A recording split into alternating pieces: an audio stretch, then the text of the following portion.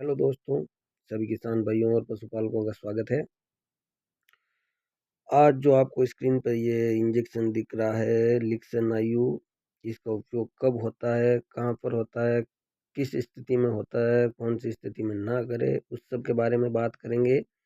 तो लास्ट तक हमारे वीडियो में जुड़े रहे। ये जो आपको स्क्रीन पे दिखाई दे रहा है लिक्सन आयु। अब इसके अंदर सबसे पहले बात करें साल्ट की, तो इसके अंदर साल्ट आता है सिपालैक्सिन इंट्रायोटाइन।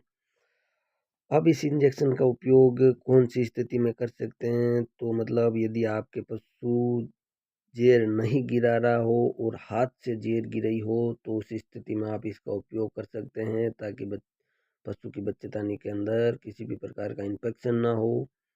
या फिर आपका पशु जेर तो गिरा दिए पशु ने, लेकिन जेर टूट गई हो और जेर का कुछ भाग बच्चेदानी के अंदर रह गया है, तो उस स्थिति में भी आप इसका उपयोग कर सकते हैं।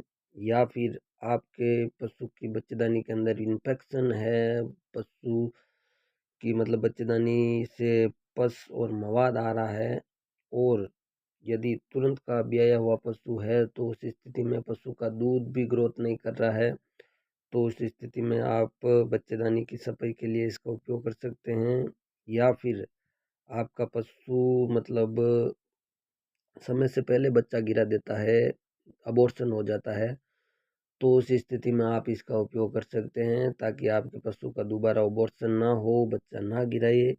और यदि आपके पशु की बच्चेदानी के अंदर इन्फेक्शन है और आप बार बार मतलब एआई करा रहे हैं या फिर नेचुरल गर्भधान करा रहे हैं और फिर भी पशु रिपीट हो रहा है, तो उस स्थिति में आप इसका उपयोग करा सकते हैं।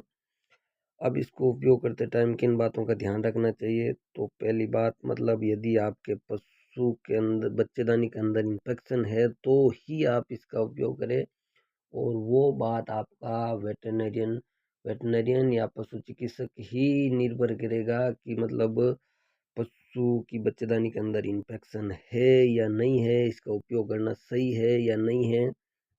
तो यदि आपका पशु हीट में आ रहा हो और साफ डिस्चार्ज ना देकर मटमैला या पशनुमा डिस्चार्ज दे रहा है, तो उस स्थिति में आप इसका उपयोग कर सकते हैं, अदरवाइज इसका उपयोग ना करें। और यदि आपके पशु में मतलब कई बार क्या होता है कि बार बार रिपीट होता है, तो उस स्थिति में इन्फेक्शन ना होते हुए भी इसका उपयोग कर लेते हैं, तो उस स्थिति में इसका उपयोग ना करें।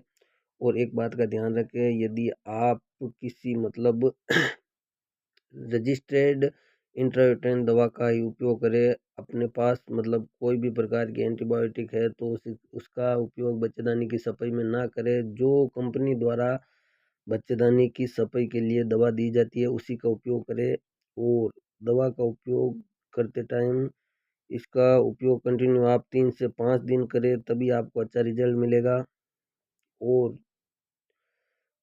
गन या कैथेटर पास करते समय आप ध्यान रखें कि मतलब बच्चेदानी के अंदर ज़्यादा खींचातानी या मतलब दबाव ना लगाए, वरना बच्चेदानी के अंदर चोट लग सकती है और उल्टा फायदे की जगह नुकसान हो सकता है।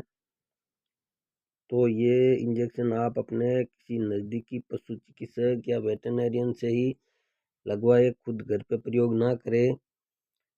और इस दवा का उपयोग करते टाइम ध्यान रखें मतलब एक ही प्रकार की दवा का उपयोग करें। कई बार क्या होता है, कुछ वेटरनरियन मतलब अलग अलग दवाओं का यूज करते हैं, तो उस स्थिति में आपको फायदे की जगह नुकसान हो सकता है। तो आप ध्यान रखें, 3 से 5 दिन कंटिन्यू एक ही दवा का उपयोग करें, तो ही आपको अच्छा रिजल्ट मिलेगा।